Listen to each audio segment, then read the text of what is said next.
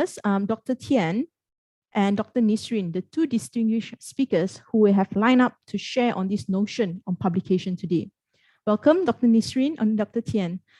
Without further ado, let me first introduce the first speaker for this workshop. Dr. Thien Lei Mi is currently a senior lecturer in School of Educational Studies, Universiti Sains, Malaysia. Her area of expertise are educational management and leadership, positive education, and quantitative research methods. She is an associate fellow in National Higher Education Research Institute who has published numerous articles in various refereed and reputable journals and has served as a reviewer for 18 SSCI and Scopus Index journals. At the national level, she was involved in various consultative projects, including the Teacher Capability Building Program done with partnership between Ministry of Education and University of Science and Technology of Southern University, Philippines.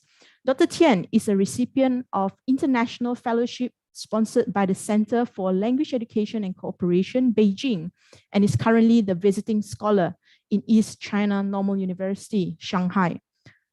Dr. Thien, as mentioned earlier, will be the first presenter, and she will share on the topic publication in top-tier journals, challenges for postgraduates and young researcher. So we will start with Dr. Thien's session, and later I will introduce Dr. Nisreen. Yeah.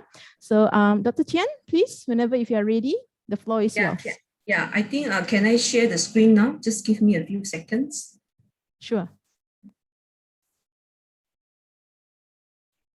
Can you see it? Can you see my slide? Can you maximize it, Dr. Thien? Yeah, sure. Yeah. Okay, thank you to Dr. Jasmine.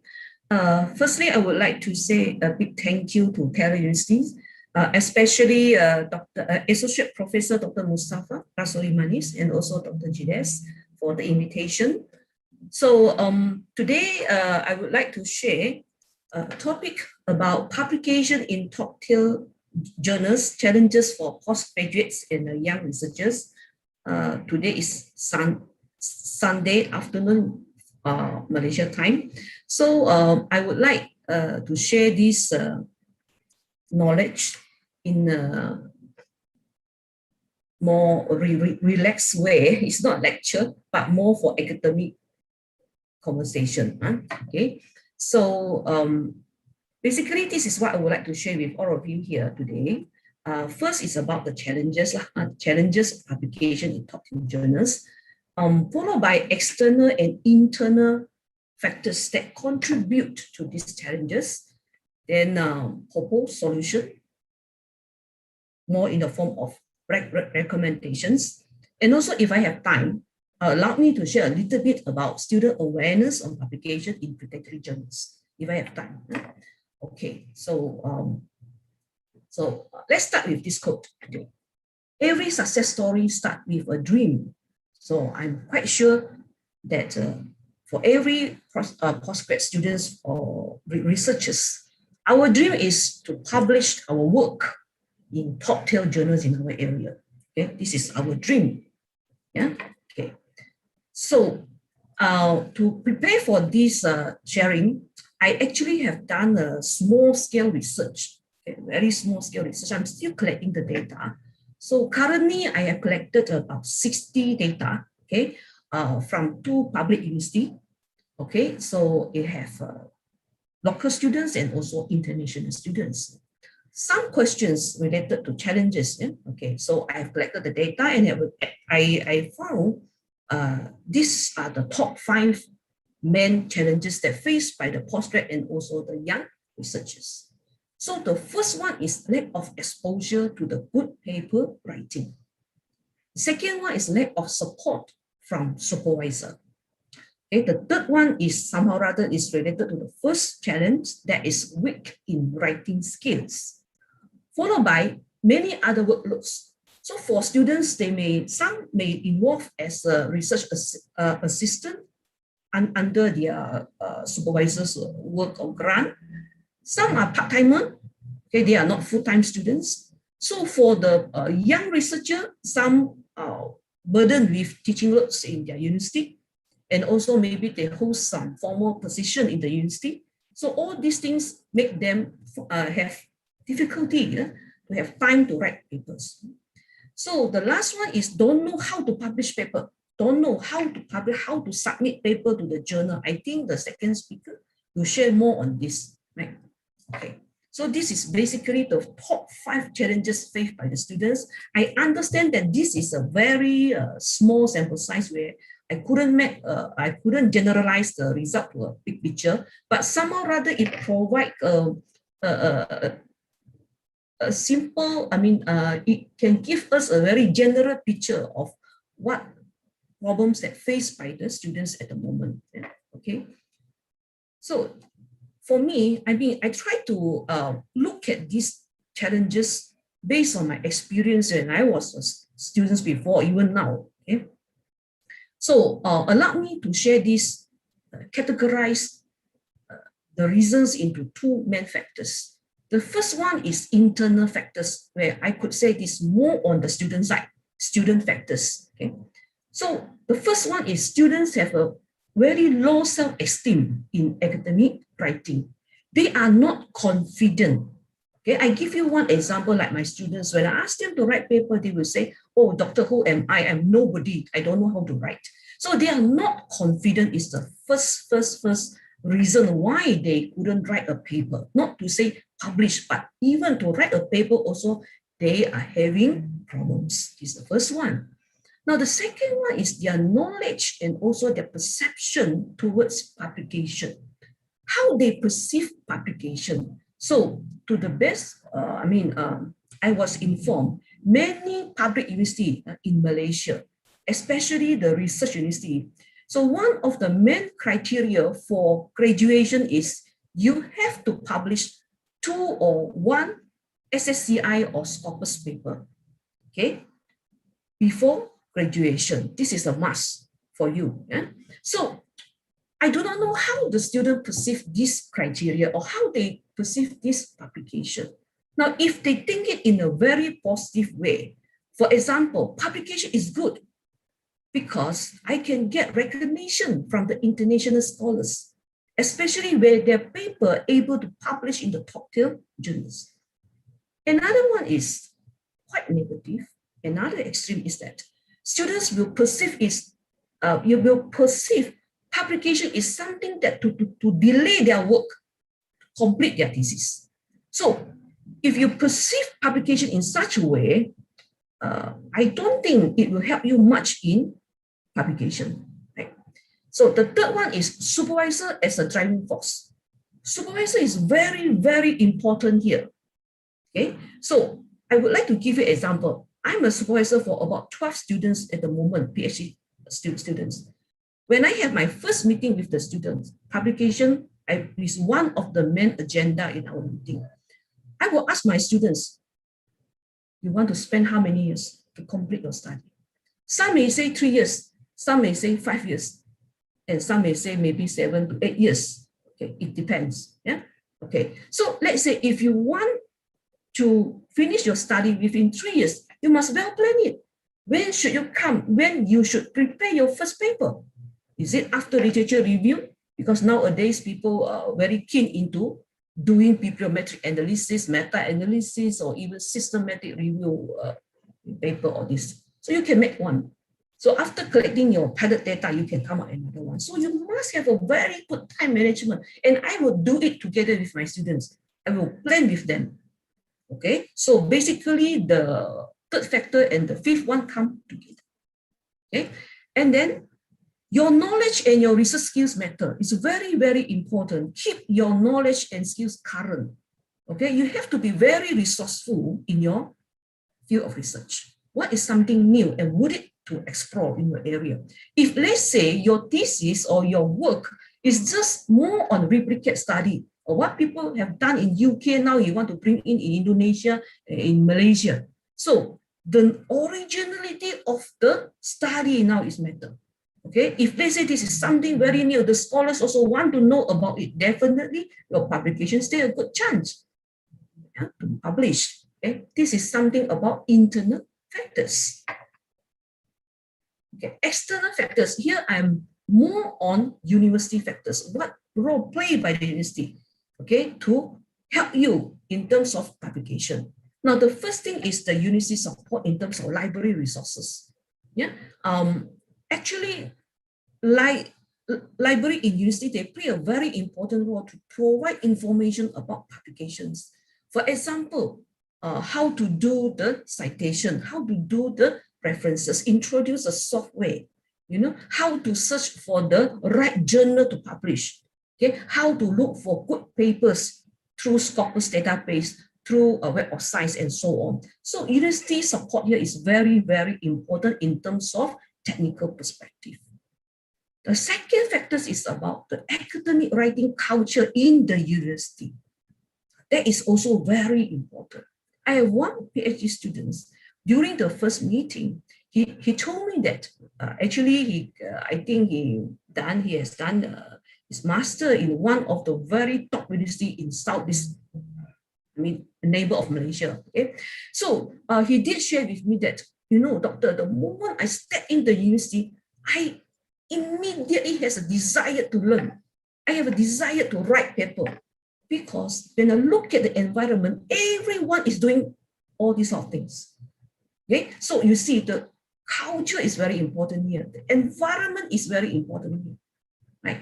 And then actually the second factor and the third factor, they come together. Okay, you will be very, I would say, very lucky if you have many or influential academics in publication in your university. Then I would say you're so lucky if the academics is having the same area of research like yours. You're very, very lucky, okay? Because you can learn from these academics, okay? You can have the chance to learn from them. That is very, very good. For your information, when I was a student before, PhD students, I would say I'm very lucky. Lucky in terms of my supervisor never ever encouraged me to write even a single paper. You will be surprised why I'm saying I'm lucky, No, because that is not the requirement 10 years ago when I did my PhD in the university. Right? This is not the requirement. And then my supervisor is a very kind and very nice person, knowing I took non-paid leave to study my PhD. I have no income at all throughout my 3 years because I failed to get the scholarship from the government.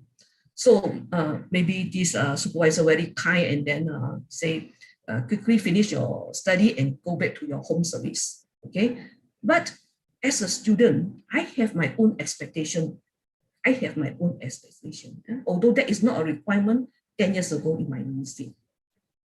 Because I'm thinking, okay, perhaps the internal examiner or the external examiner for my Viva, they may say, okay, your thesis is good, but then you need to look at this aspect, you need some improvement.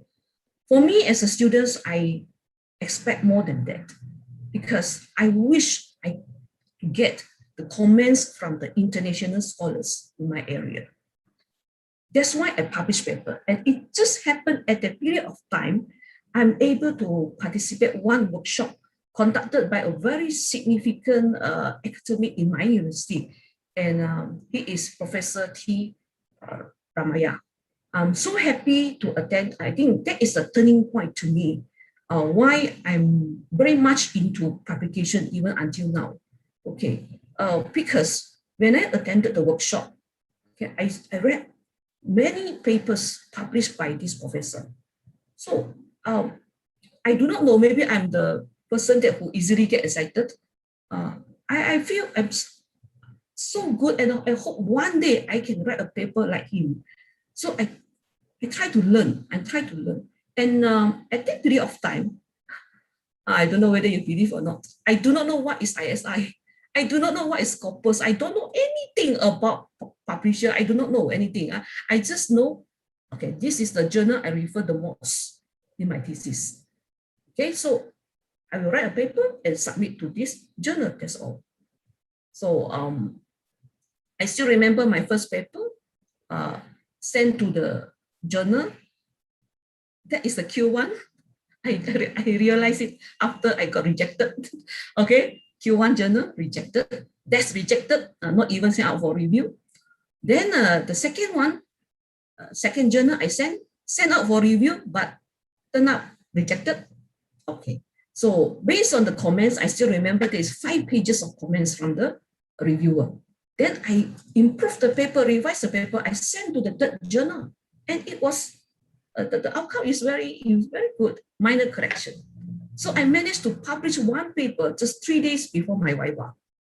Okay, without knowing what is ISI, what is Scopus, what is SSCI, I do not know anything about this, but I managed to publish one paper. Okay, okay.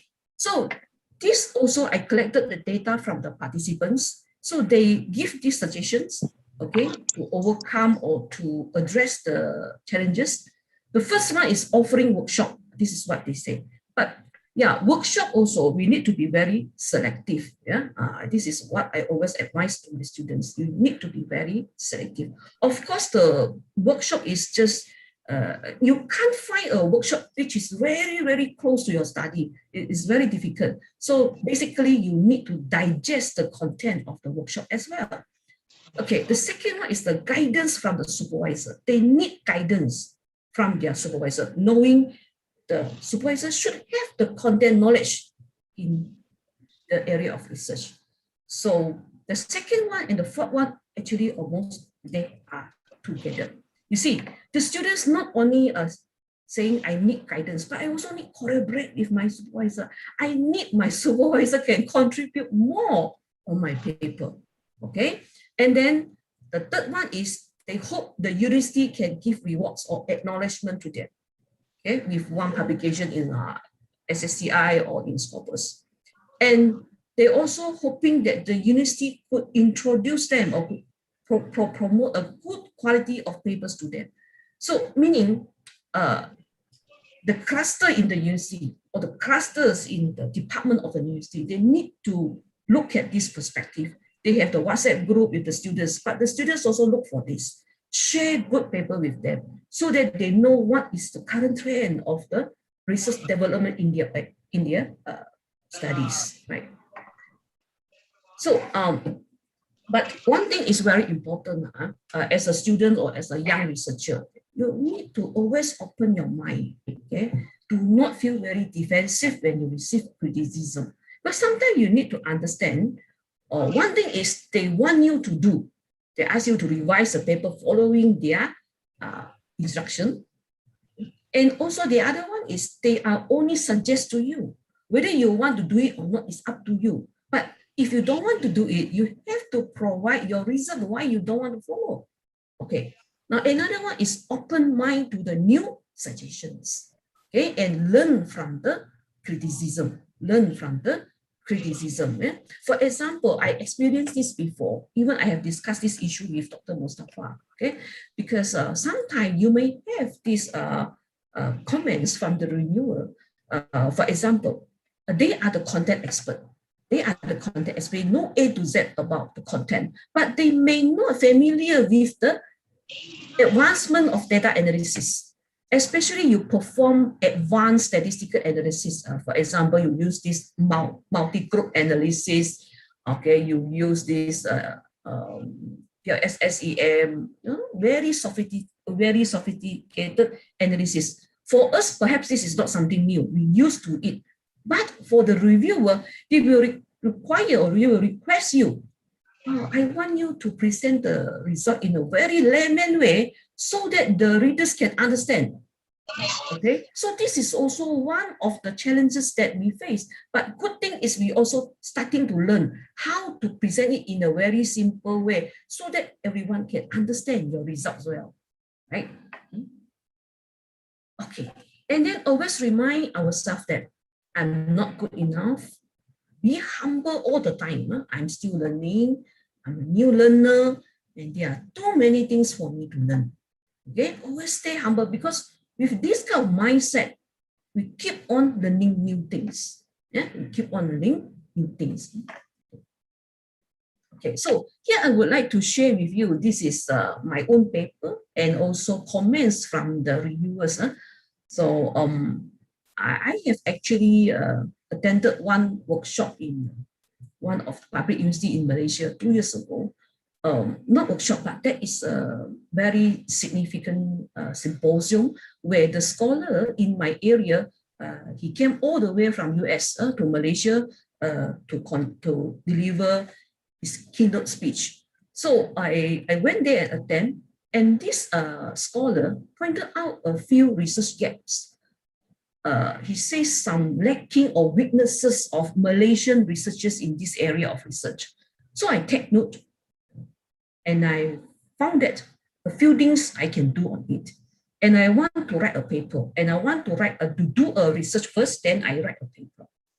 So after collecting the data, I even wrote an email to the scholar. I say, Professor, I would like to invite you so that we can write a paper together. So I still remember the scholar replied my email within 5 minutes, one sentence with 5 words. Yes, if I have time. It means he reject me. Okay, but it's fine, no problem. I wrote the paper by my own. Okay, I spent about 5 months to prepare this paper and submit to a top 1 journal in my area of research. I still remember the first review. I have 2 reviewers. The first reviewer, 7 comments, but all the comments is very critical and broad. I mean, it's a very general comment, but critical, difficult to address as well. The next reviewer provide me specific comments, 25.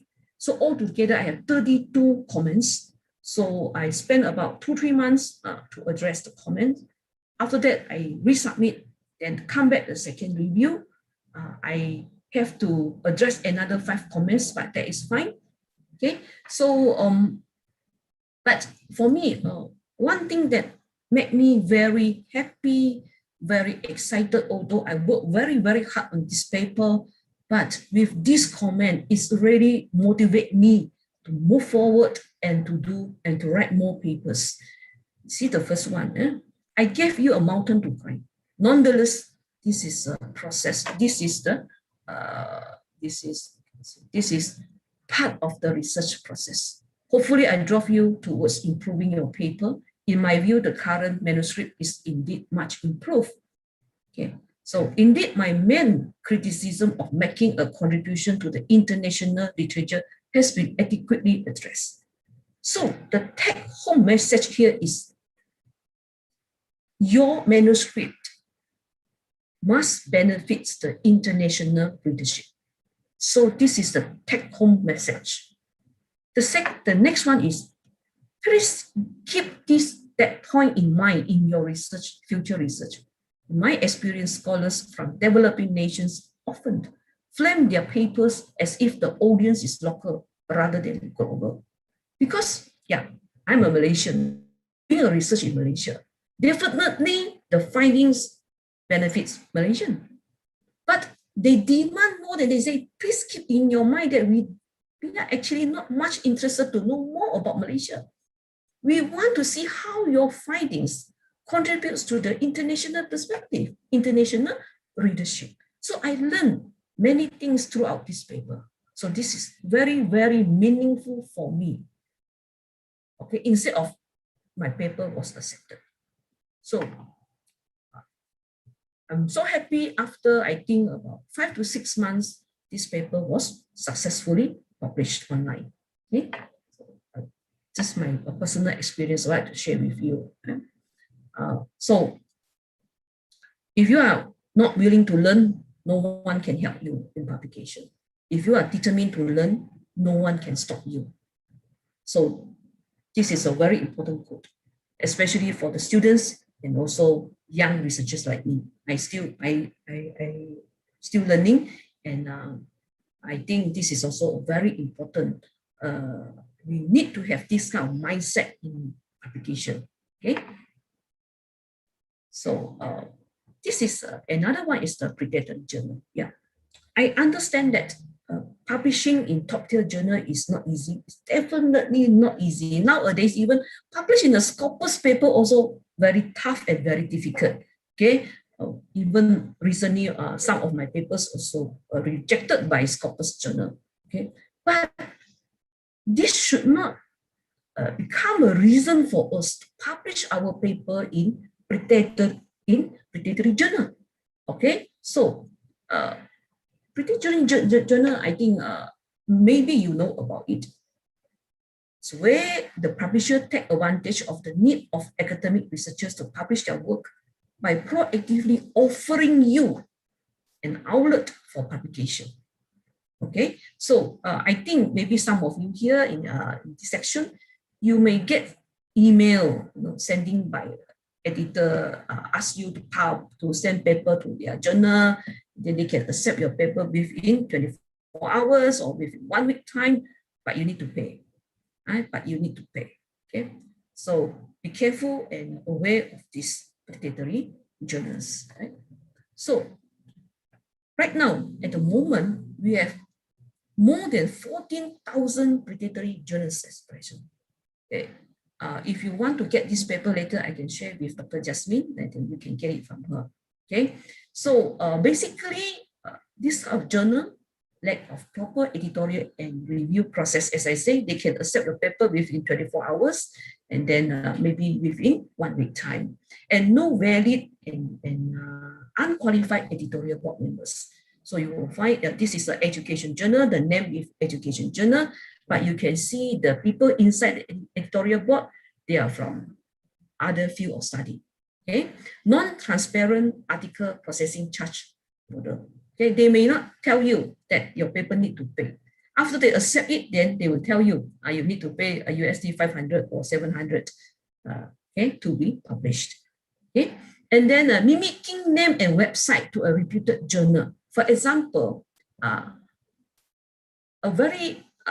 top journal in your area of study is Journal of XYZ. So they may put international, one extra word in front of it, International Journal of XYZ. Sometimes we are just not aware. We are not aware. Yeah? So we thought that is the good journal, but that is not.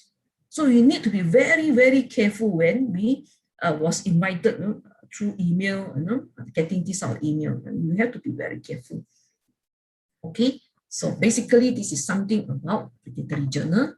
So you may say, okay, if I publish a paper, okay, the journal, okay, yeah, you may have this of thinking, but then remember, yeah, if you publish paper in predatory journals, you will face consequences like this.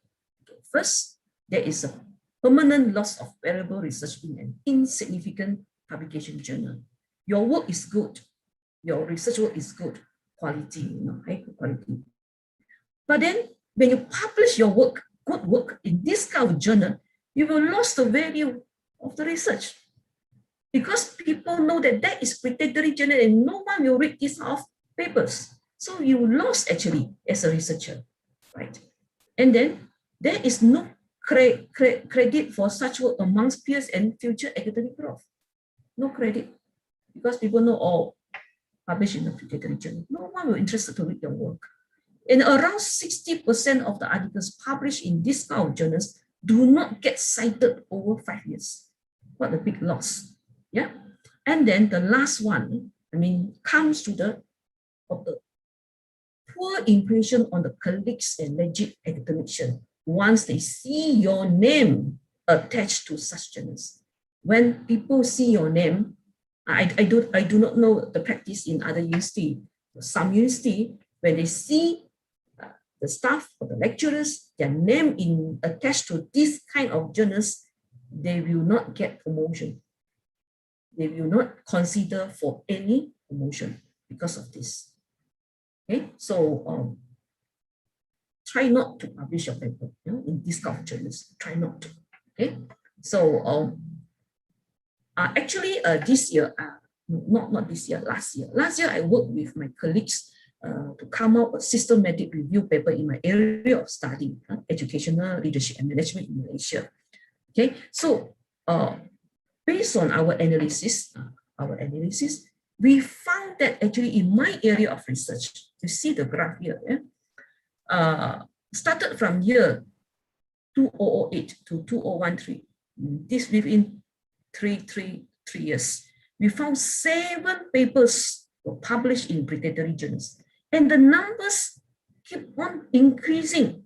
And now you see, until 2017 and 2019, the numbers of papers published in predatory journals up to 39 papers. How many times of increment here? It's more than 5 times, 5 to 6 times. Okay, about 6 times of increment. Okay, so actually, for me as an academic, we shouldn't do this. We shouldn't do this, okay, because it will tarnish our reputation in academic, right? But this happened in reality. So I also ask these questions when I collect the data from this group of sample. So I ask these questions. Are you aware about predatory journals? Yeah, about 67%, 2/3 of them say yes, we are aware, we know about this. Not sure, 27%, and no, 7%. Actually, these two groups already contribute about 34%, which I consider that is a big numbers. Okay, about 33%, but 1/3 they are not aware about predatory journals. If I assume this not sure is the one that who do not know what is predatory journal or know partially only, right? And second question, have you ever considered to publish paper in predatory journal? Surprisingly, here, how many percent? 35% will consider. If I say not sure here, how 50-50, okay? So it's quite worrying, okay? And my last question is this. Are you willing to pay simply to publish paper, regardless of the quality?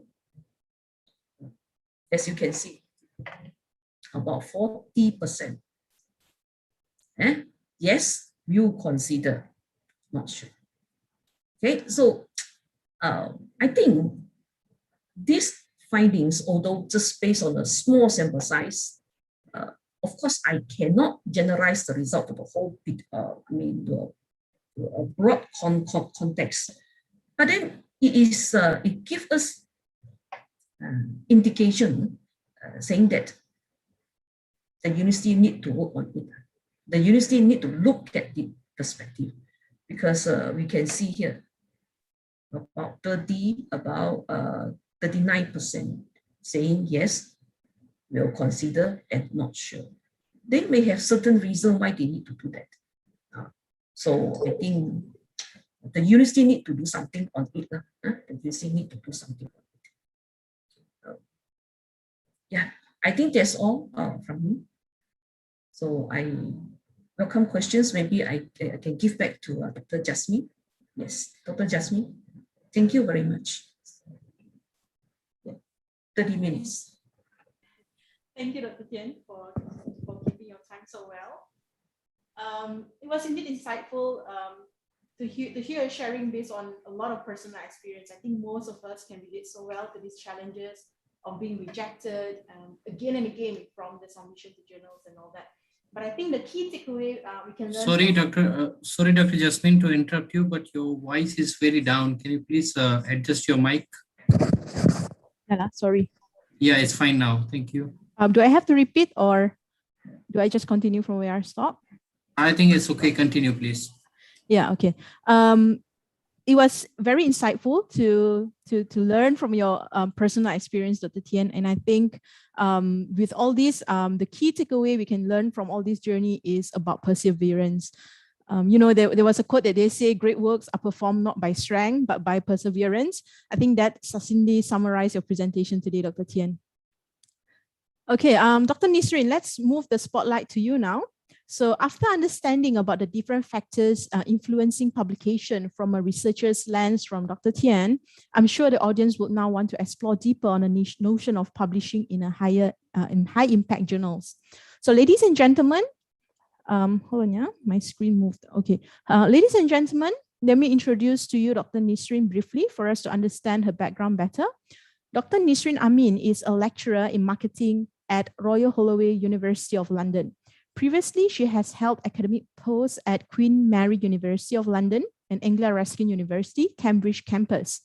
Nisreen is a senior editor for Information Technology and People an associate editor for the International Journal of Consumer Studies, and an editorial board member of Journal of Business Research.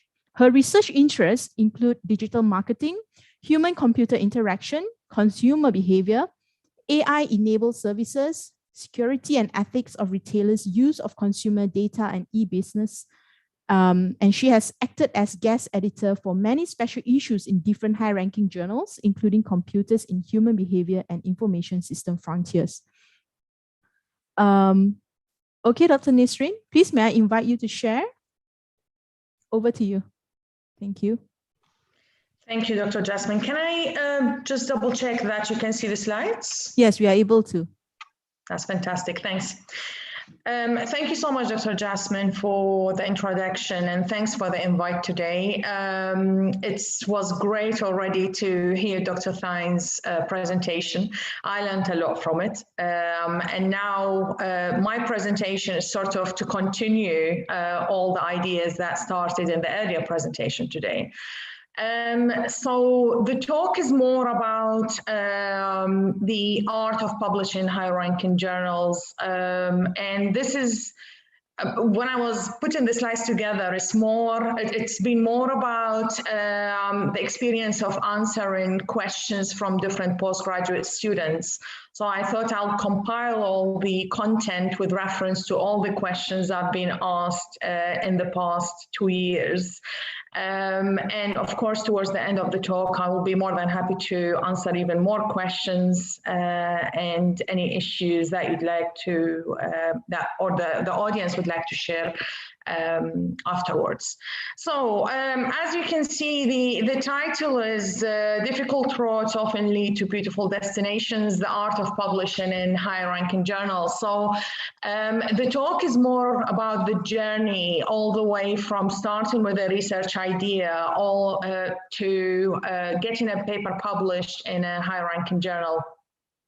Before I start, I wanted to share a beautiful picture of our campus here in London. It's the campus of Royal Holloway, University of London in Egham.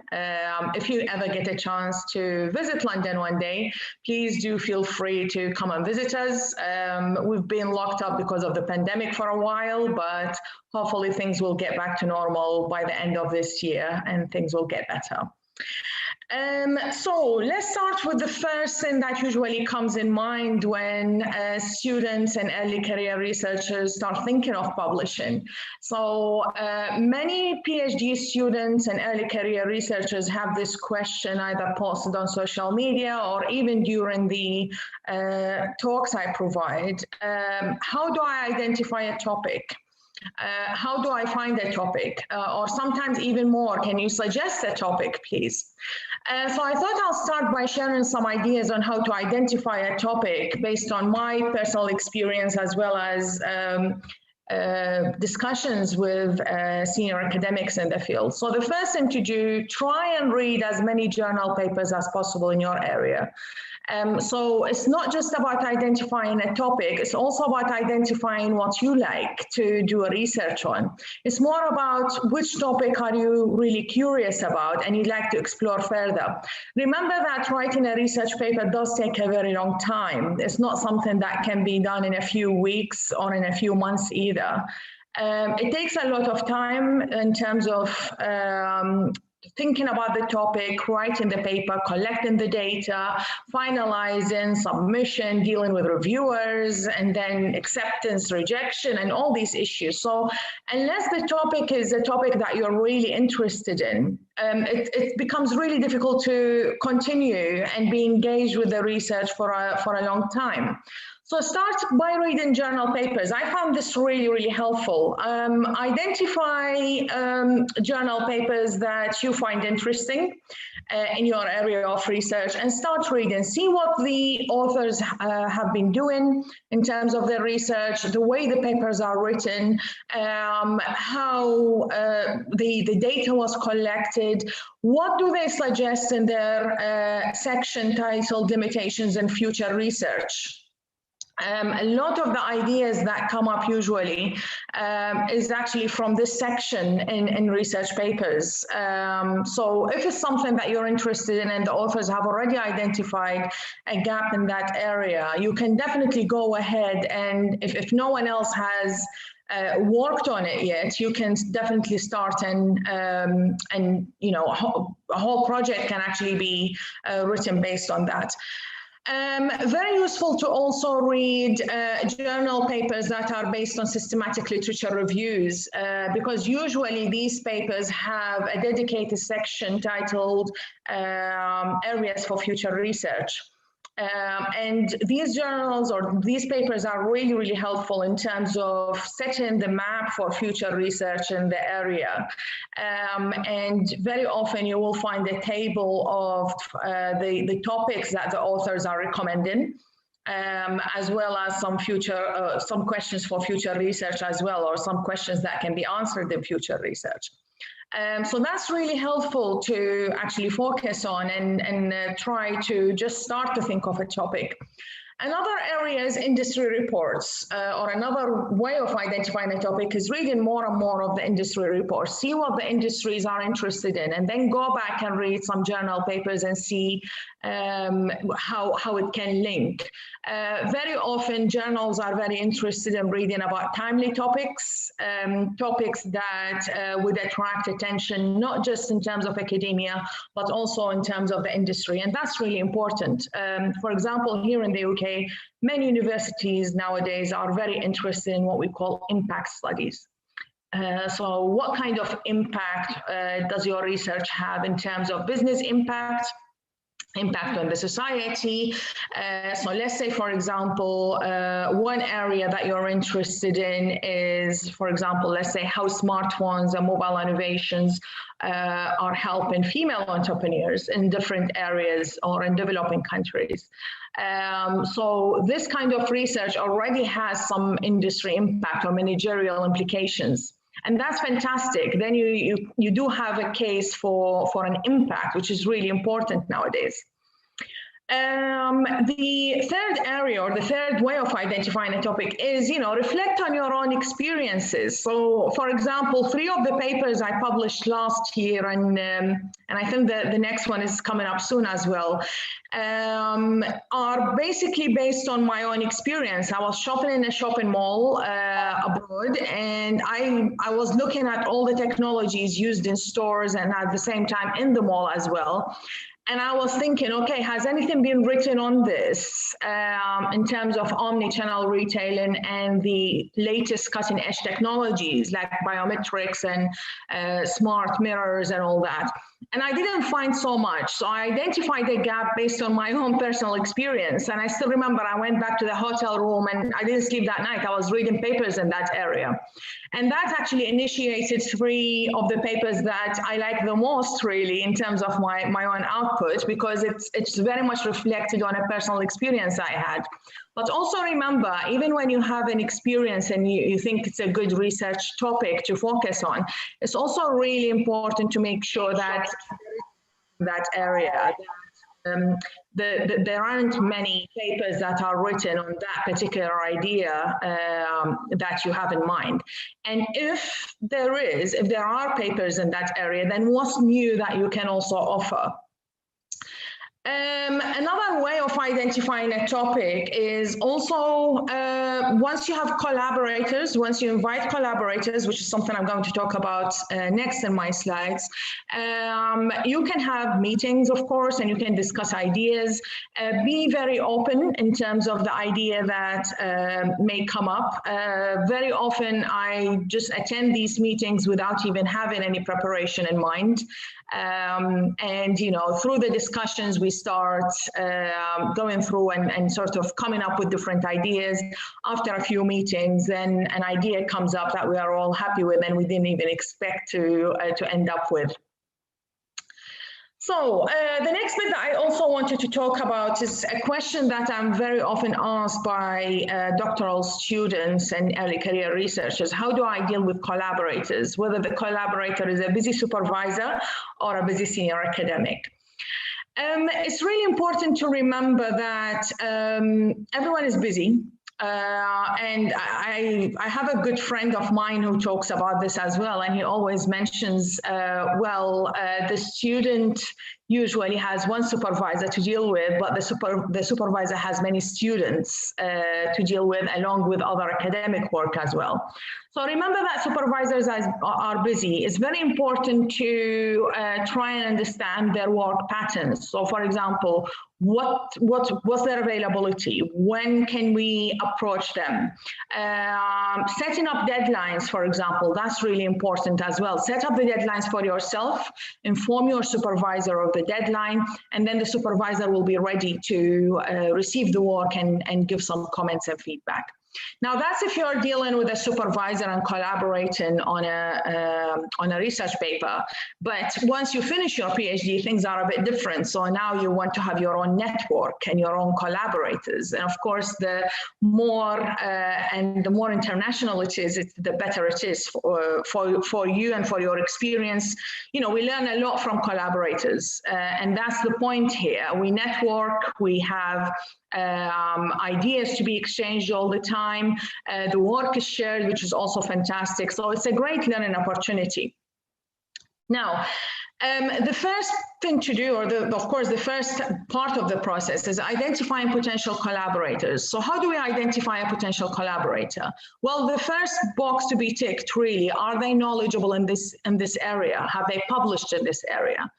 In some cases, you want collaborators who publish in a specific journal that you have in mind, and you want to, or you're interested in submitting your paper there. So that's also helpful because it means that they've been experienced in publishing in that particular journal. They know the process in a way in terms of handling reviews, in terms of what the journal is interested in. So that's great. Of course, knowledge in the subject itself, that's really important. You learn from them. At the same time, you exchange some new ideas, give detailed feedback on the work, doing parts of the work, of course.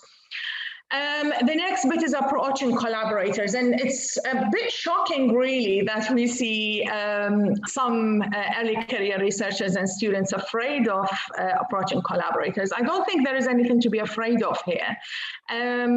You know, there is no harm in trying. So if you have a collaborator who's a senior academic in mind and you would really like to collaborate with them, there is absolutely no harm in sending an email, a nice polite email saying, you know, I have an idea for a research and I'm interested in collaborating. I'm very hardworking, and here is an abstract of the idea. So try and not just send an email of the idea itself only, but have a nice abstract, let's say around 200 to 300 words, just as an initial draft of the idea, and see if they are interested. Believe it or not, most academics would actually go back and write to you, whether it's positive or negative. And in my personal experience, most of the time it's really positive.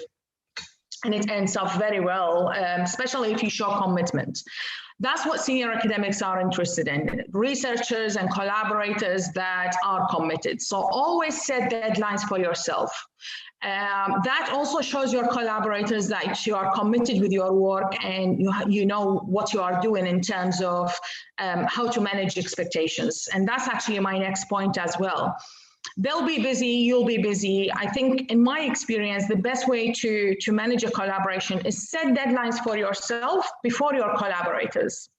Let them know about the deadline, and then hopefully by then they'll have some time allocated for working on the paper or doing their part of the work. And they know already when to expect the work from you, and maybe ask them to do the same as well. That's really helpful because it makes the whole project managed much smoothly and no one is stressed. Setting deadlines, I think I've already talked about this. Just one last point on collaborations as well. Remember that it's not just, in most cases, it's not just a one-off paper. So in my case, most of the collaborations I had ended up, you know, with multiple papers being written. And at the same time, it's a great opportunity for you to learn from the collaborators. And at the same time, they can learn something from you. Just because, you know, being an early career researcher or being a student, it doesn't mean that we know nothing about the topic. At the end of the day, most of us start writing research papers based on our experience during our PhD life. In fact, what I see with early career researchers and PhD students is that sometimes they really, or actually most of the time, they have really wonderful ideas, very innovative, and they are very hardworking. They really want to do the work, they want to be successful, and they are very aware of all the challenges that they are facing at the moment in terms of academic work, in terms of other work that needs to be done on the side, in terms of teaching. So, you know, manage the collaboration in a very positive way as much as possible. So this is the point on collaborations. The next bit, of course, is finding and targeting a suitable journal. Again, we get many questions on this area. So there are two ways of doing this. Some researchers are more interested in finding a topic for the paper, finishing the paper, and then starting to think about a journal, which is absolutely fine. But what I'm finding now more and more often, and maybe what I'm starting to do more often now as well, is if you have a preferred target journal in mind, especially one of the top journals, and here in the UK, we follow, of course, the ABS ranking, but I know that there are other rankings used in other universities, so see which ranking your university has adopted, and of course you can target a journal based on that. Or maybe a journal that publishes research that's very much within your area of interest. So some authors, what they prefer to do is target a journal first and then read papers published in that journal. And then based on that, they start sort of discussing topics with their collaborators, see which topics the journal might be interested in. And then based on that, they start to write the work, finish the work, and then submit to that particular journal. So it's two ways. You can either finish the paper and then, of course, start seeing or finding a suitable journal, or you can do it the other way, starting with the target journal that you have in mind and then start writing a topic or writing a paper for it, of course. In terms of main areas to consider when finding and targeting a suitable journal. So first of all, of course, make sure that the journal publishes the kind of work that you do, so it's not too far from what you have in mind. And if it is far from what you have in mind, then it's at that point it will be good to have collaborators who are knowledgeable in the area or have published with the journal before. Journal ranking, of course, needed for promotions as well. So follow the journal ranking in your university, whether it's an ABS ranking or other types of rankings. And of course, you have the impact factor to consider. Although, of course, for academic and career-related reasons and promotions and all that, it's important to think of the journal ranking.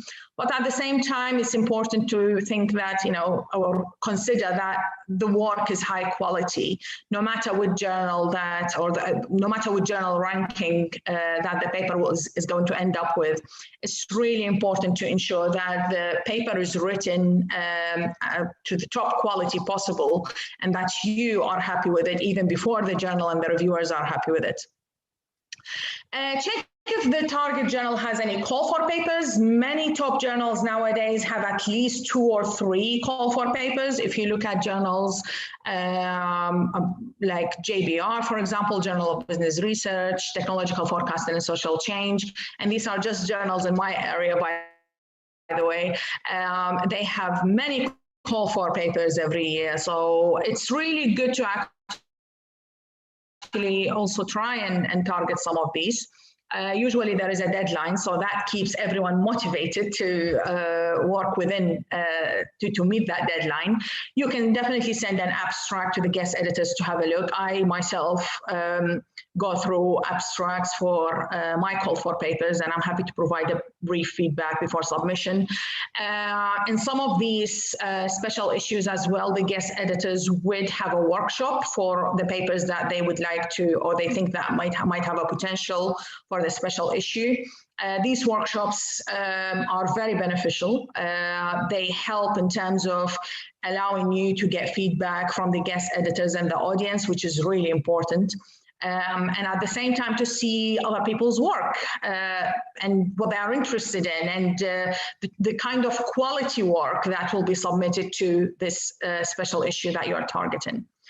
Very important, and that goes before anything really, is download and read the related papers and the most recent papers really published in the journal. Ensure that you cite them in your work as well. Very often you see the editor-in-chief or the associate editor handling the paper asking to cite more work published by the journal, because you're also showing, of course, that your work is actually relevant to this particular journal rather than another journal, which is in a way justifying your choice of submitting your paper to that journal. The other point as well that I want to make on, and that's for publishing in high, not just high ranking, maybe the top journals as well, especially if you're targeting, if it's the ABS ranking, if it's a 4-star, plenty of time should be given for reading before writing anything. It just depends on, of course, if you've published in these journals before or not, but most of the time it really takes a very long time to publish in top journals. I have a paper that I've been working on for more than 1.5 years now. And for the first 12 months, the work only involved constant meetings with collaborators to discuss the idea, to discuss the design of the research, and that's before writing anything. And then when the actual work started, you see that we were moving so quickly because we all knew what we had in mind. So remember, plenty of time needs to be given for the design of the research, for the idea, and it's really important to actually have this, because that means the authors have thought of almost every comment that the reviewers would come and provide during their review. In most of these journals, you wouldn't even get 1 or 2 or 3 reviewers. I recently had a paper published in one of these high-ranking journals, and the collaborator and I had to battle with 5 reviewers. So imagine the response to reviewers' document was 75 pages long. But it got published at the end because despite having 5 reviewers, the reviewers' comments were really, really helpful. So again, these were things that we were actually thinking of while we were designing the work. So we kind of expected the comments that would come up. And based on that, we were able to respond. Most of these top journals nowadays are, and again, that depends on your subject area, but most of them are looking for multidisciplinary and interdisciplinary work. So that's really important also, and that's another reason for strong collaborations. Making sure that the work brings different perspectives and it fits maybe in some cases in more than one area. That's fantastic. That's what many journals, many top journals in the field are really looking for. Conducting multi-study, multi-source research. Again, many journals are interested in this now. So instead of one study, having multiple studies, for example, 2, 3, and in fact, in some cases, I've seen 7 and 8 studies conducted in one paper. And multi-source data or multi-source research in a way. So data is not collected from or at a single point of time from a single type of participants. Again, before starting with this sort of research, I strongly advise to try and read papers written in this way. For example, Journal of Service Research, if that's your area of research, of course, if you're into service industries and all that, they have very strong papers which are based on multi-study, multi-source research. Some special issues, like for example, I have a special issue currently in psychology and marketing, and we did put it actually as one of the main requirements for the paper submitted to our special issue to have a multi-study, multi-source research. So maybe the first stage would be conducting a qualitative piece, like a semi-structured interview, followed by a quantitative piece, like a survey, for example, multi-stage research in terms of experiments. Of course, that's great. So in other words, look for or focus also on, it's good to be focusing on what these journals are requiring at the moment, what's trending. And remember, things change, so research changes all the time. There's a huge number of changes that happened, for example, in the last 10 years in terms of publishing. Years ago, we weren't required to publish multi-study research as much as we do now. So really important, look at the journal's requirements, the journal's interest, the most recent papers published in the journal, and that gives you great insights in terms of the kind of research and the kind of design that the journal says. One thing that's really interesting, and I really like this, it's happening very often nowadays, there are many Meet the Editors events. So take advantage of these events. It's fantastic. It's a fantastic opportunity to get to meet the editor, to know what the journal prefers, and the main checkpoints that the editor has before, that they keep in mind while receiving the papers and while assessing the paper's quality. That helps a lot in terms of at least avoiding the idea of desk rejection. Really important to have some checkpoints as well. So take an opportunity to present in at least 1 or 2 good conferences and workshops. Get the feedback, and of course, remember it's your research, so not every feedback is well, I shouldn't say that, but not every feedback is 100% useful. So do make sure that you kind of separate the feedback that's really useful and you can take forward from the feedback that, you know, might not be very suitable for your kind of research. At the end of the day, you've worked on this research so hard, you know more about the research than any of the audience, but at the same time, their comments and their feedback would be really, really helpful in terms of taking the research forward. In fact, in my experience, the comments and the notes I receive from the audience most of the time are really, really helpful. They help me to get forward with the work. And it helps in terms of refining the work. Remember, refining the work in most cases takes even more time than writing the work. Give your collaborators some time as well in terms of, you know, going through the work, making some changes, trying to refine the work in terms of the story as much as possible. Have your own checklist before submission. So for many of the top journals, you see that they have checklists on their own website, which is absolutely great. So read this checklist. That's what I do usually, and making sure that it's every point is actually being met, because that's the initial checking. So at least we need to make sure that this initial point is actually passed, and then we can deal with, you know, the reviewers when the decision comes in, if it's positive or if it's a revision. Most recent related studies published in the journal are cited. Very important to ensure that we have cited the most recent related studies published in that journal in our paper. The work is very much in line with the journal's guidelines.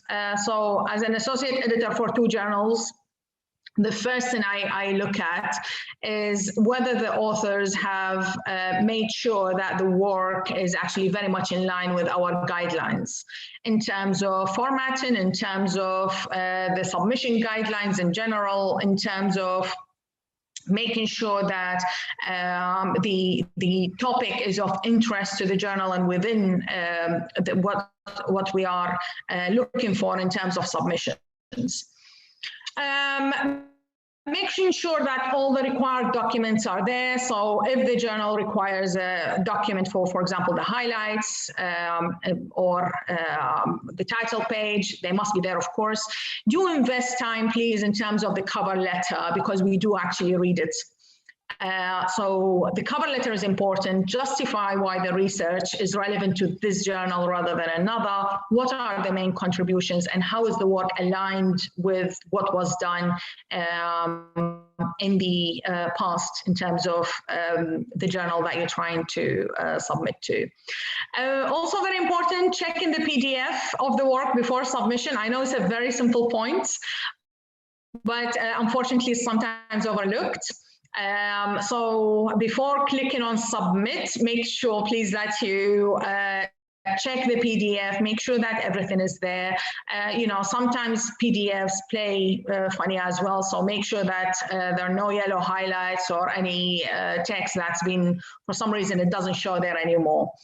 Then, of course, that is that big moment of clicking on approve submission. So you've submitted the paper, that's fantastic news. Well done up to this point. Now, the next bit is the waiting time. So what we found very often is that the student or the early career researcher will submit a paper and then that's it, nothing. We just wait, sit and wait for the decision. And very often they are very anxious as well. In terms of, you know, when are we going to receive the decision? Is it a desk reject? Would it go under review and all that? Well, first of all, if you follow all the points that were covered earlier and the points that were covered by Dr. Thien, I think the chances of getting a desk rejection would not be that high. But also it's very important not to just sit and wait. So take that time to actually start writing another paper. Now the question is, how do I start writing another paper? Do I need a brand new idea that I haven't explored before? Actually, that's not the idea here at all. The easiest way to start another paper is look at your own limitations and future research section in the paper you just submitted. Are there any related areas or ideas that you would like to explore further? Do you have data, for example, that you haven't used in the paper you just submitted, and maybe you can have another paper written out of that data? It depends on also your way and your collaboration's way of work. Some collaborators prefer to collect, you know, they have a big project in mind and they prefer to collect large amounts of data and then sort of separate the data into different papers, which is absolutely fine if you're making sure that the data is different for each paper has a different idea, and at the same time the data is not used again. And it's actually showing continuity in terms of your ideas and research. So very often what I do, the limitations or the future research ideas in my sections and in my papers would actually end up either being a call for a special issue, call for papers in a journal, or in most cases another paper that I would work on. So very important, invest your time in writing another paper rather than, you know, waiting. If we just sit down and wait, most of the time we'll just get anxious, we'll get stressed, and you know, if it doesn't go through, then we'll get very upset. So make sure you're productive. And I know how difficult it is. I'm not saying it's easy at all. It takes time, but trust me, it does get a lot better with time. You will get used to the idea of publishing. You will get used to the idea of, you know, checking everything before submission. You will be more and more familiar with different journals and their requirements. It gets a lot better within a few years' time. So it's not always going to be that new and difficult, but it's just about us trying and never ever giving up. Now, let's say you've invested time, well, you've submitted the paper, you've invested time in sort of starting on another paper as well, and now you've received a decision from that first paper's submission, which is, let's say, a major or a minor revision. In most cases, the first decision would be a major revision if it's not a desk reject.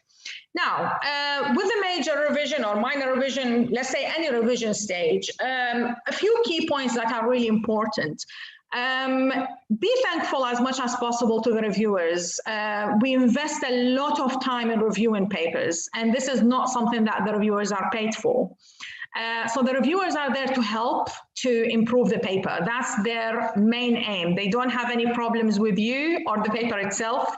They just want the paper to improve as much as possible. So be humble, be grateful in your response, be thankful. What I tend to do is thank the reviewers in every response I provide to every comment they provide, because it does help a lot as well in terms of seeing your viewpoint. Even if you are in disagreement with them, you know, usually if I'm in disagreement, then I would start by thanking them sincerely for their comment, and then I explain my view. Now, if you're in disagreement, that's absolutely fine. It's, you know, it happens. We don't have to agree to everything that the reviewers say. That's absolutely fine. But make sure that your response is very much backed up by evidence. So, for example, in one of the papers that we just got a major revisions for, the reviewers had an issue with the data analysis method that we've used in the paper, which is partial least squares.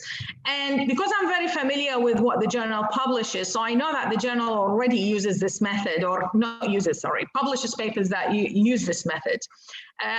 So as part of my response to the reviewer, I cited 10 papers that have published work with the data analyzed in this particular method. And that's usually a way that works really well with the reviewers. If you tell them, well, previous work in this journal has already used this method, and then you provide an example of 10 studies, then the reviewers, of course, will be okay with it, unless there is a major issue in the analysis itself, but hopefully that's not the case. Highlight your changes really well. What I see with authors, or with some authors, unfortunately, is that they don't invest a lot of time in the response to reviewers' comments document.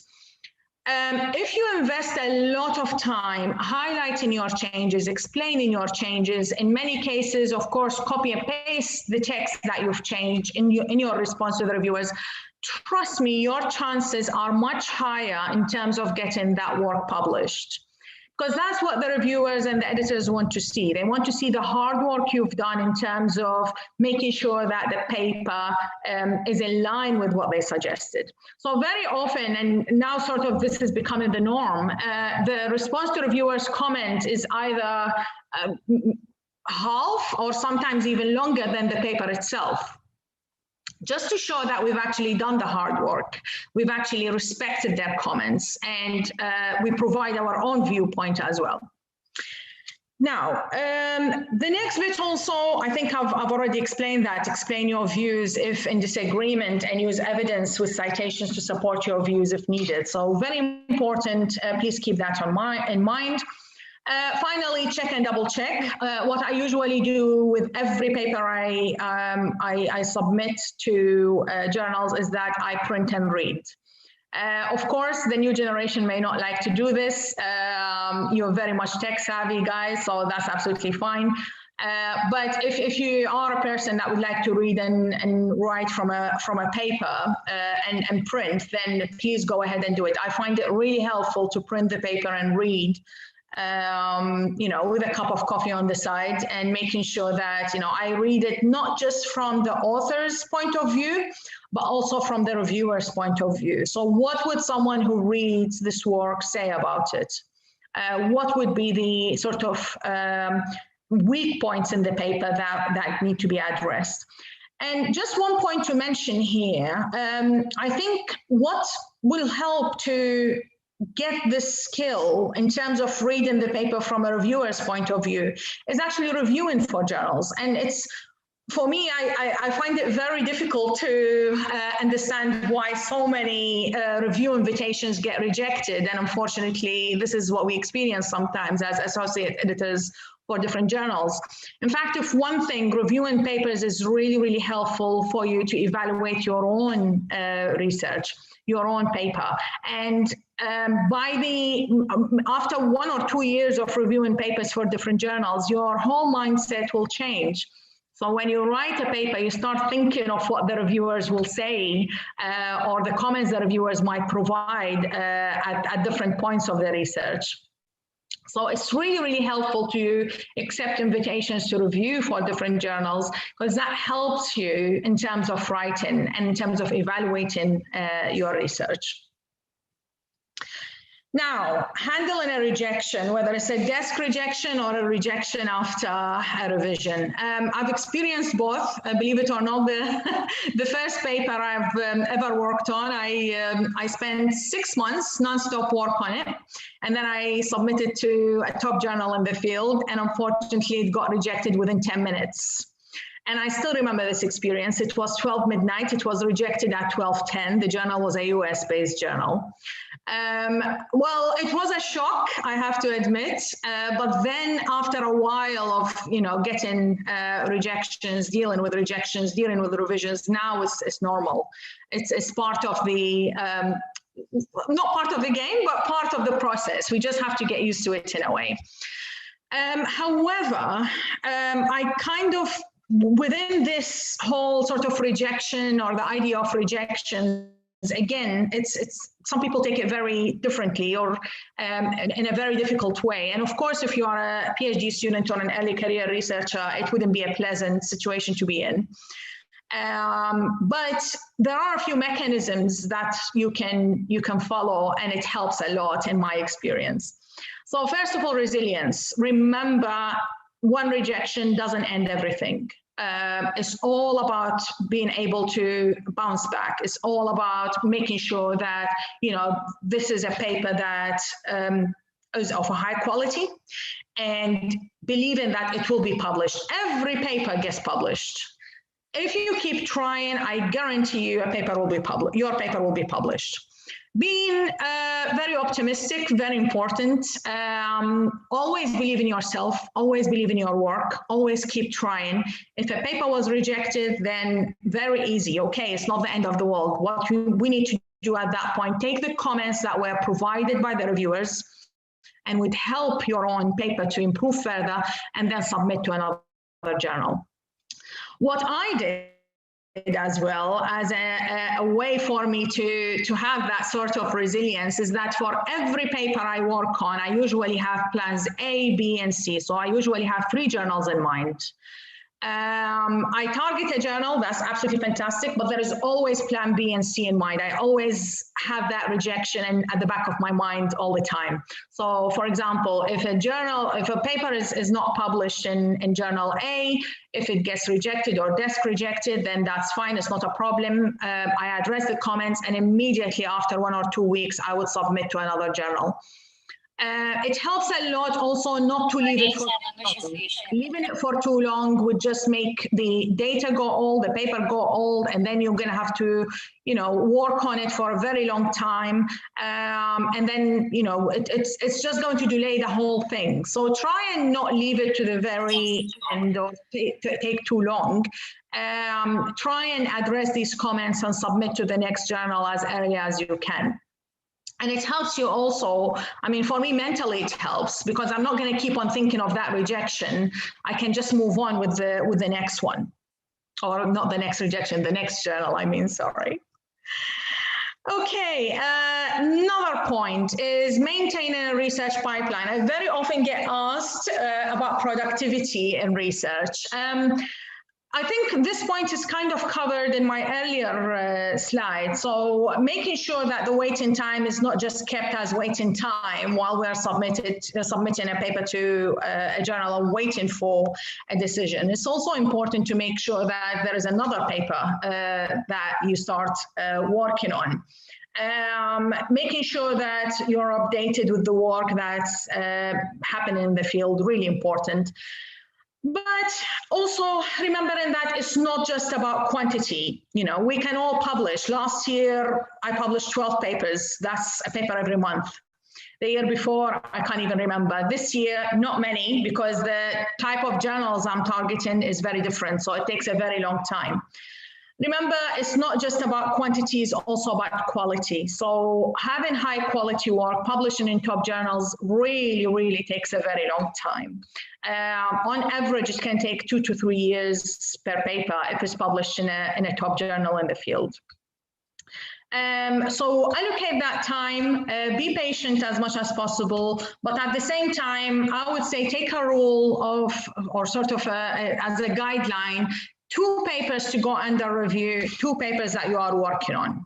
So if you can keep this sort of balance after a while, to have sort of 4 papers every at a time, 2 to go under review, 2 that you're currently working on, I think the idea of maintaining research pipeline would work. Again, it depends on the journal, it depends on luck, sometimes not in many cases, but it does depend. So for example, now is the summertime, many journals are not as fast as what we've seen earlier this year, which is very normal. So it does take time. Just being patient is really, really important at that point. And not just having 1 paper and then stopping. Again, that's really important. Now, towards the end of my presentation, so what I wanted to kind of say at this point is try and enjoy the academic journey as much as possible. I've coupled this with one of my favorite shows, The Big Bang Theory. You know, it kind of really sort of shows that you can be an academic, you can be busy all the time, but at the same time, throughout this journey, you will have friends. You know, I have more friends from academia, far more friends from academia than friends outside academia. I learn from them. I enjoy, you know, having my coffee with them, going to conferences. It's all about having that sort of community that you are part of. So we learn from each other. We enjoy each other's company. It's a journey that changes you throughout. And once you finish your PhD and you are an early career researcher, it's very different from 5, 6, or 10 years into this field. You will see that you've had many friends throughout the years. You will see that you've been able to publish. You'll see that you've been into far many conferences and workshops, and you, in addition to your contributions, you hear others' contributions as well. So try and enjoy the journey as much as possible. And you know, it's not just about contributing and learning. It's also about being part of this whole community, which is absolutely fantastic. So this is my presentation for the day. If you have any questions apart from today's session, please feel free to email me directly. This is my email address. Otherwise, I'm available on LinkedIn, very active there as well. We'll be more than happy to answer any questions or any issues. And I hope you found the session helpful. It was sort of very much of a personal session based on my own personal experience. And I leave the floor to you now, Dr. Jasmine. Thank you. Thank you, Dr. Nisreen. Definitely, it was very beneficial. We've learned a lot of tips and strategies provided for publishing in high-index journals from Dr. Nisreen earlier. I think this is especially helpful for our postgraduate students, seeing that there is a publication requirement for graduating for students 2021 intake onwards. Yeah. Now, let's take a look at some questions that were sent to us during both the presentation. Okay, I think we'll start with the most popular question, which were voted by the audience. The question is, so when reviewers give contradicting suggestion and comments, what do we do? For example, one comment would suggest that this author do qualitative methods, while the other one suggests to use quantitative method. What are your views? Maybe Dr. Thien, because I think this was posted earlier during your sharing earlier. Thanks, Dr. Jasmine. So my response to these questions is that I will first justify my reason why I use my research method first. Okay, so if let's say the reviewer agree with my point of view, then I don't think it will be a problem. But let's say the reviewer want me to change my research design, which is out of my capability to do that, because it seems I have to reconduct the research again, right? So I may withdraw the paper and send to other journal. Yes. So this is my response. Because you redo the research take times, and then you rewrite the paper also take times. Then you send, then you wait. Perhaps if you can wait up to 1 year, then it should be fine. If let's say this is a paper under a project where this is your KPI that we have to materialize within 1 year, I don't think so we are able to do that. Better we withdraw and send to other journal. Yes. Thank you, Dr. Thien. I think following up from that, there was also another question that talked about methodology where certain journals are, they sort of resent methodology which are qualitative. Probably that's also the reason why they were asked to change and all that. Dr. Nisreen, would you agree with that? That certain journals wouldn't prefer qualitative method? Yeah, but very often, or sometimes, yes, you will see some qualitative research in these journals. I think the best way to, and it's, I understand it's very difficult when you have contradicting views from the reviewers, but at the end of the day, it's not just about, the reviewers' views. It's about being able to justify the selected method with reference to the research aim. So if it's qualitative, then what's the qualitative research or what's the qualitative data helping with reference to the aim?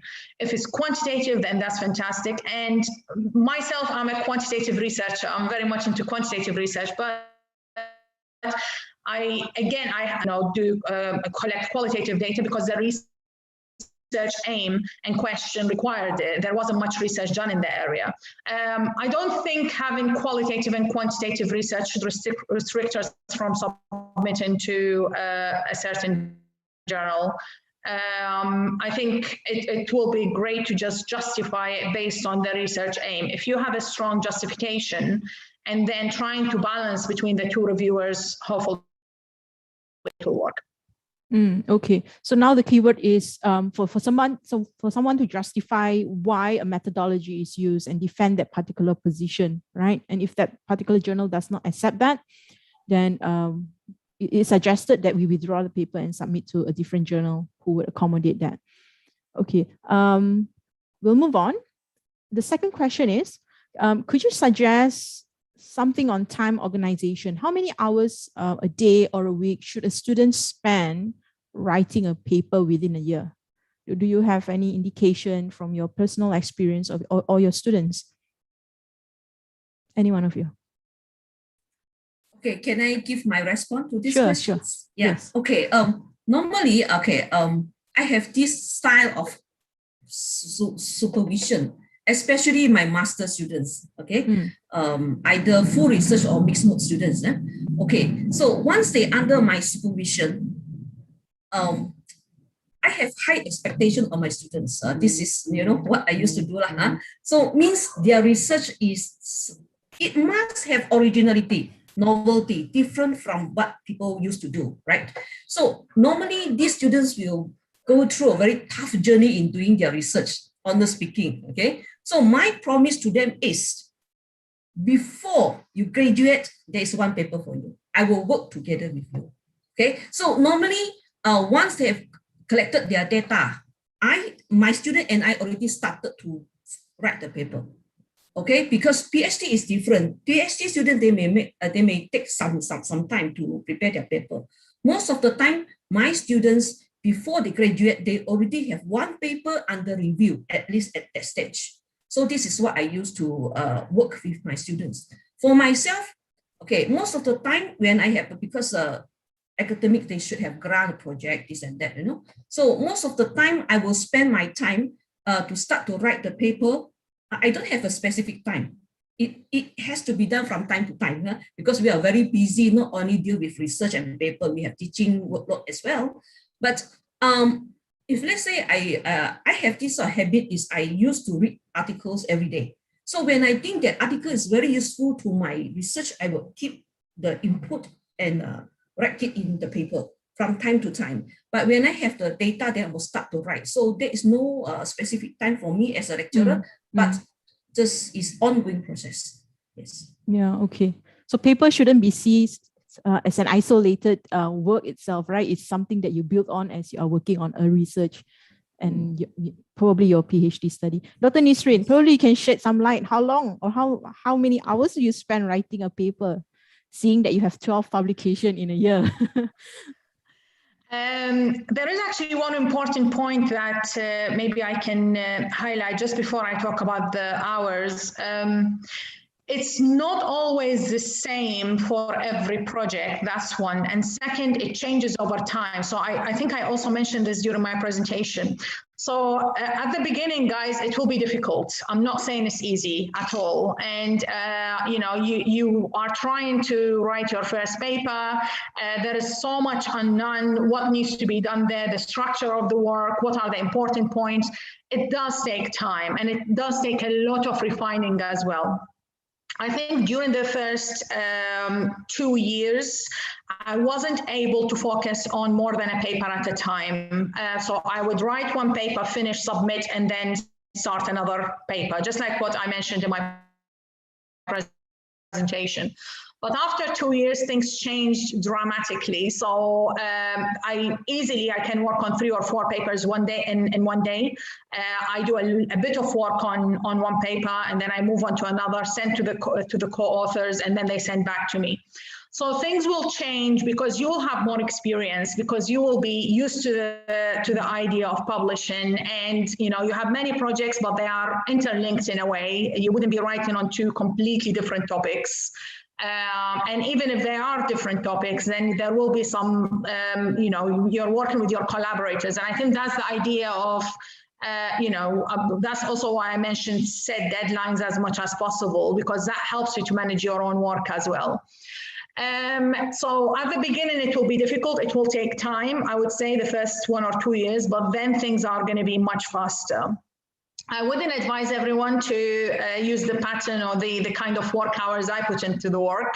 So I'd rather not share this part. That will be too much, but it will be interesting if you can allocate some time, at least even if you can't write on a certain day, that's absolutely fine, but at least take like half an hour just reading or writing notes. So very often I have my phone notes with me, and I have a pen and paper, and I write notes of my ideas, because even when I drive, I think a lot in terms of research. So write down ideas, and that means that you were productive on the day.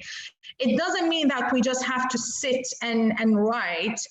Being productive can easily be, just thinking of an idea for the day, reading a few papers, let's say half an hour or an hour time. And as I said before, things get a lot better as you move forward, because you will get used to the whole idea. You'll be more familiar with writing a paper, collaborating with co-authors, targeting journals. So you will have this knowledge in the area. It wouldn't be a problem. Yeah, I agree. Writing is a skill. So with practice, it gets better in time. Right. Moving on. There's a question that asks on, can you consider publishing in the MDPI publishing house? That's the Multidisciplinary Digital Publishing Institute.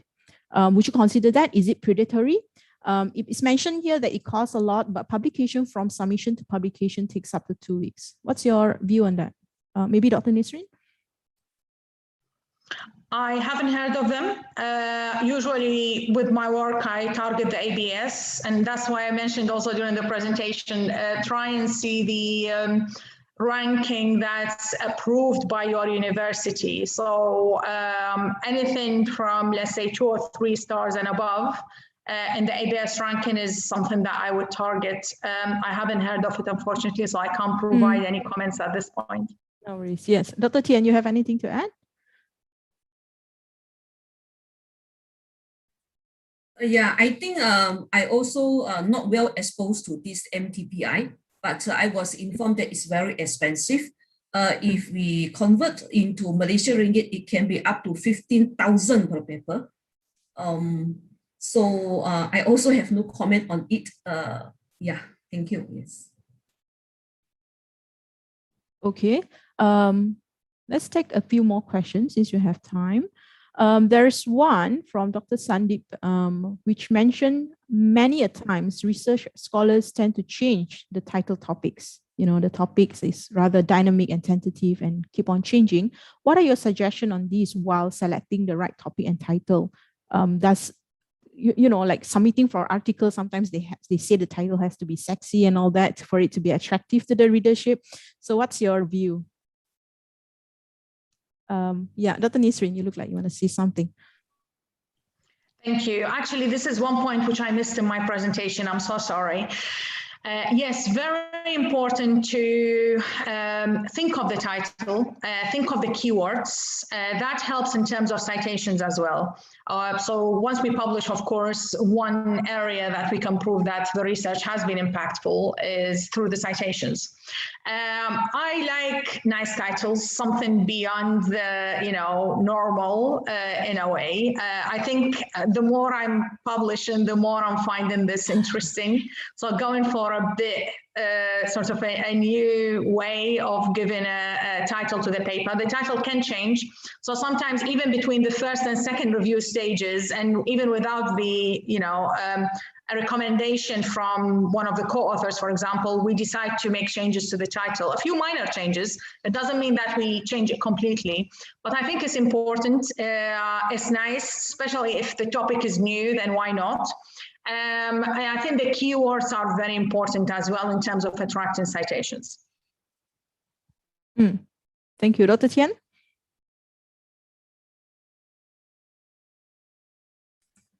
Yeah, okay. So regards to these questions, I think the title is actually based on what the reviewer wants actually.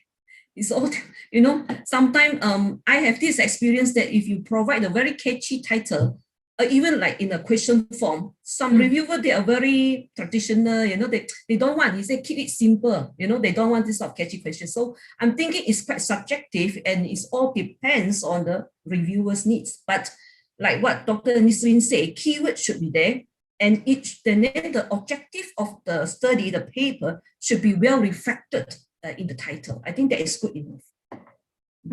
Yeah, so it's very dependent on the journal and the editor as well. That's what you're saying. Yeah. Thank you, Dr. Thien. I think we'll just take another two questions, which is more focused for the postgraduate students, since they are the majority of the audience here. They want to understand that since they find that it's hard to publish a paper because they are a student, right? A postgraduate student.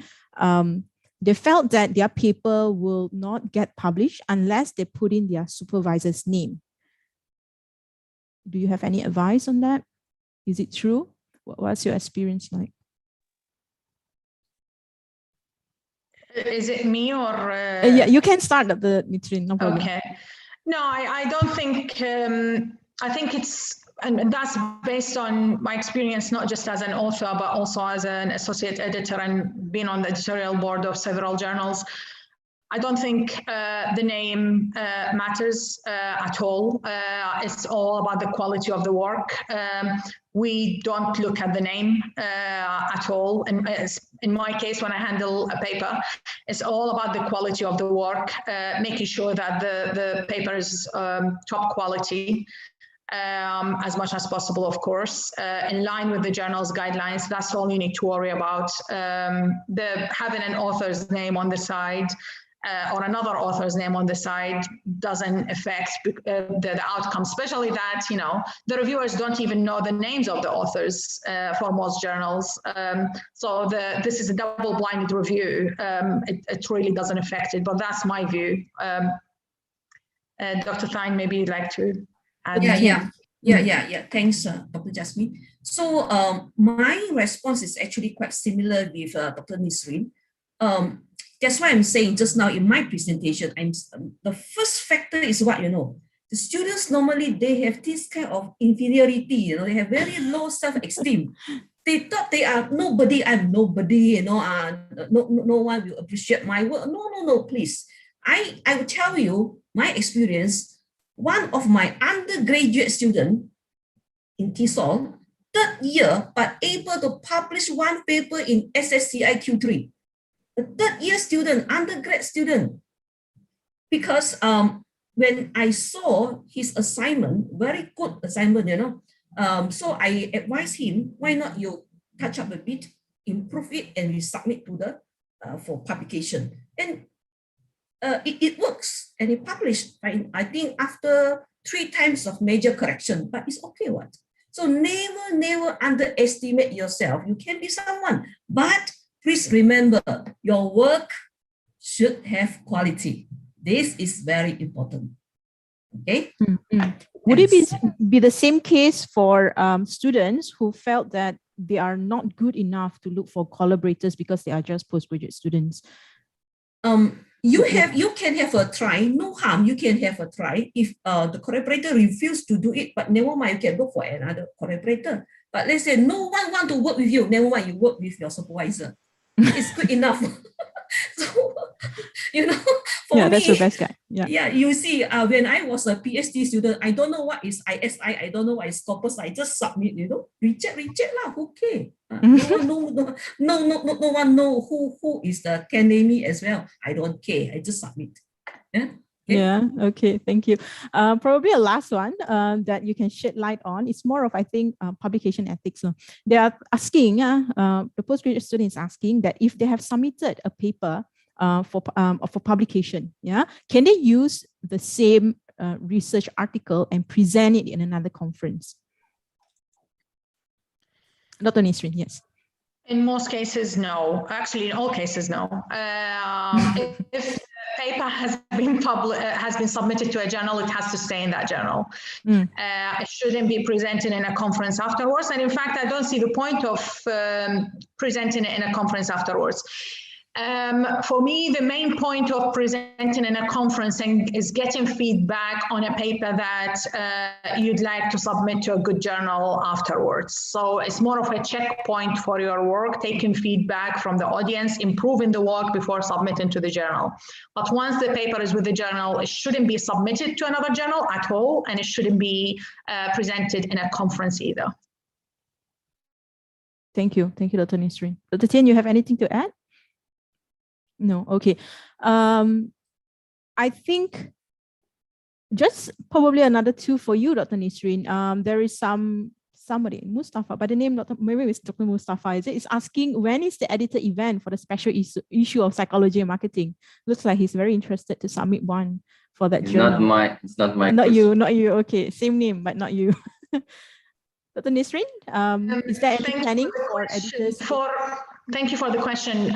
For this special issue, we don't have a workshop. However, if you have an abstract for a paper that's within the theme of this special issue, so we are focusing on Generation Z consumers and new age technologies, please feel free to email me directly. I'm happy to look at the abstract and give some feedback. It doesn't give any indication for what's going to happen next, but at least you will find the feedback helpful either for this special issue or another journal that you'd like to submit to. There will be some upcoming special issues as well, and there will be some workshops. Hopefully it will all be shared on my social media platforms. Thank you. Thank you, Dr. Nisreen. While you're on that, can you also let them know how do they find out industry reports? So the simple example is McKinsey reports. So these are not very much just industry reports, but general. So some of the McKinsey reports have excellent ideas for what's happening in the industry, but that's just within my area, for example. Depending on your area of research, so see what the best publishers are when it comes to industry reports. Read companies' reports in some cases if you find something interesting. So for example, some of the research that I've been working on is the use of artificial intelligence and cutting-edge technologies in the cosmetics industry. industry. So what I've been looking at is what companies like Sephora, Mac, and L'Oreal have been doing with these cutting-edge technologies like virtual reality, artificial intelligence, and augmented reality. And then because I wanted to know much more about what they're doing, I ended up reading their industry or their reports for the last 3 years and wanted to see what their plan is for the implementation of these technologies within the services that they provide. So that's just one example, but again, it depends on the field that you are in. Okay. Thank you, Dr. Nisreen. And with that note, and as the time is already 5 minutes past 4, I think this workshop is now concluded. Dr. Thien, Dr. Nisreen, I would like to dedicate our utmost appreciation for taking your time off, especially on a Sunday, to provide us with this valuable knowledge sharing. I have benefited so much, and I believe the audience will agree that they did too. It was a pleasure to have both of you with us today. To the audience, thank you very much for attending. We hope you have learned and enjoyed this session. Yeah. Thank you. Chiai, back to you. Before we go, can you hear me? Yes, we can hear you. Okay. Before we go, could we have a virtual group photo with the speakers and moderator? Sure. Could everyone all turn on their camera and give your best smile ever?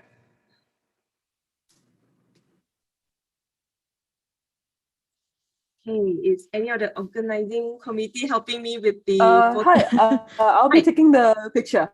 Yeah. Thank you. Okay, so on the count of 1, 2, 3, so just smile for me, yeah? 1, 2, 3. Okay, first slide done. So on the second page, okay. On 1, 2, 3. Okay, thank you. And on the third, okay.